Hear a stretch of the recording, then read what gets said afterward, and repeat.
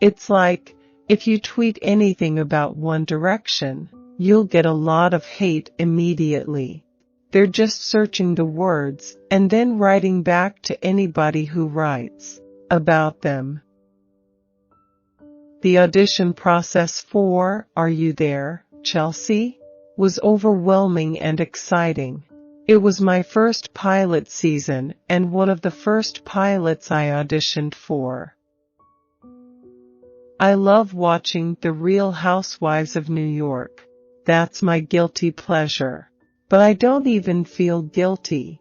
I can just watch it, zone out, and forget about my problems. I think I was always a class clown growing up and a funny kid. I never really knew how to channel that until I got into high school. That's what's so great. I get to play any character in the world.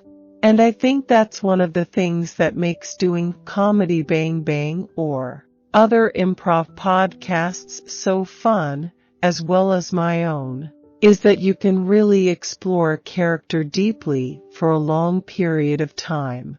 That is nothing like yourself. Every so often, you have to do a show that makes you walk to your car with your head down, wondering what you're doing with your life. It's good for you, as long as you're not feeling that way every night. I love improvising on the spot. I like that pressure. I did a number of local children's theater plays growing up, but in 5th grade, I had some good times on stage making people laugh as a troll in The Hobbit. That solidified my dream to be on Saturday Night Live, which was hugely influential for me growing up. Improv changed my life in the best way.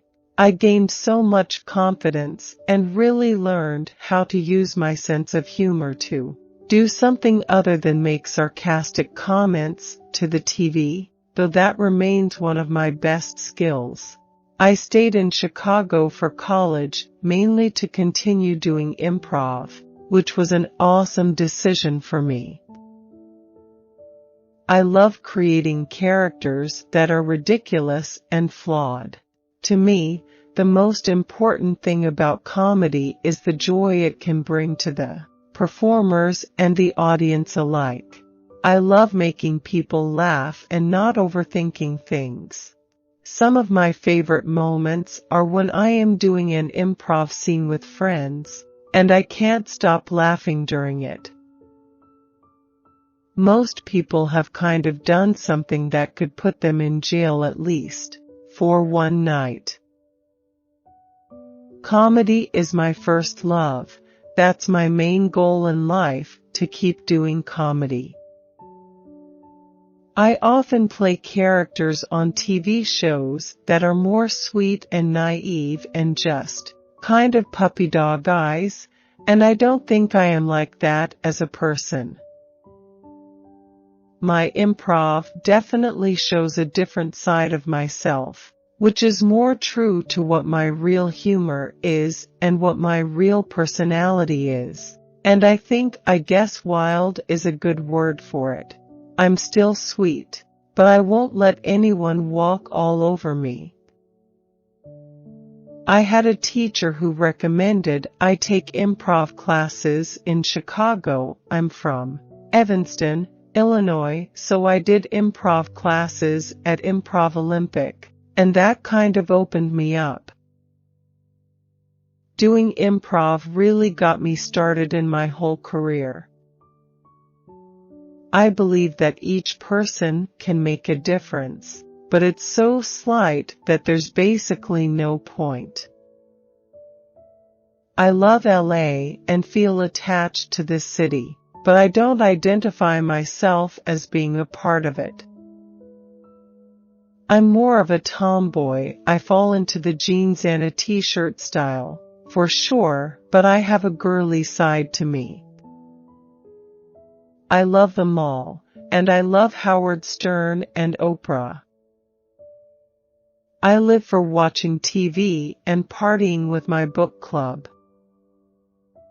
When I was growing up, I watched every sitcom imaginable. Getting to be the weird roommate on a sitcom was a dream come true. The secret to podcast success is sticking with it and making it fun for yourself.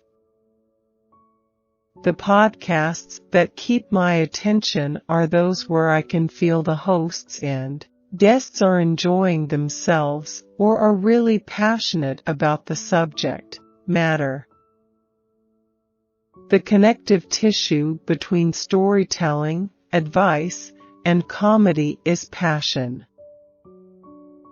I think that by doing the podcast, I've grown to actually enjoy hosting a little more and realize that my role is a bit of a host, even though I thought I was totally avoiding that by creating this construct. But hosting a late-night show has never really been a goal of mine in particular, but it could be fun. I'm really thankful for my improv background.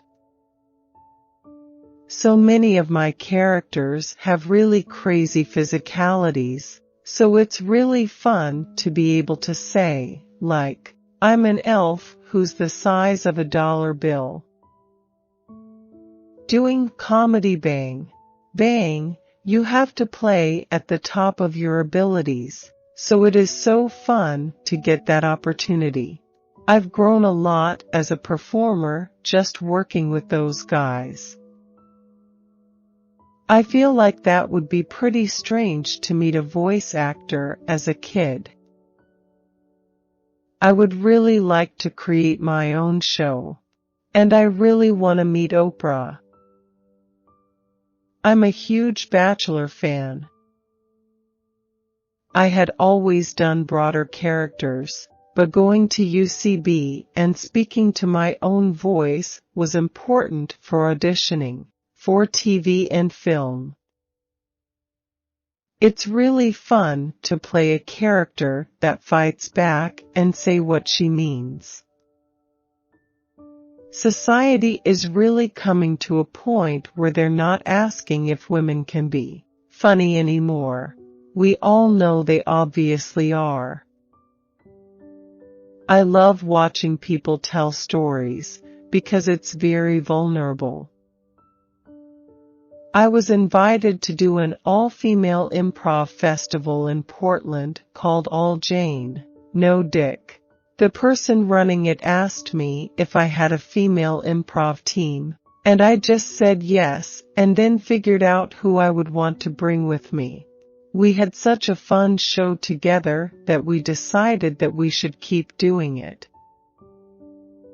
You can't really get as much done when you're worried about looking gross. I definitely get inspired by people who are disgusting on some level. A lot of my characters are born out of a small grain in a person that I heighten and take to that next level. They're not based on anyone I've ever met, but they are these extreme versions of something. You have to go as hard as you possibly can, or it's going to be weak. Whenever I find myself not committing fully to a character, it's not as funny. It doesn't have that clear point of view, and you find yourself wandering all over the place. Whereas committed characters make strong choices that are clear to the audience. For me, what really excites me about my characters and what pushes their core is the kind of dark, sad side of life. I've done 70 different characters on my podcast, but in terms of characters that I revisit a lot, I think there are 10 that I know more in depth. I kind of see it as my personal therapy to get on stage and do characters.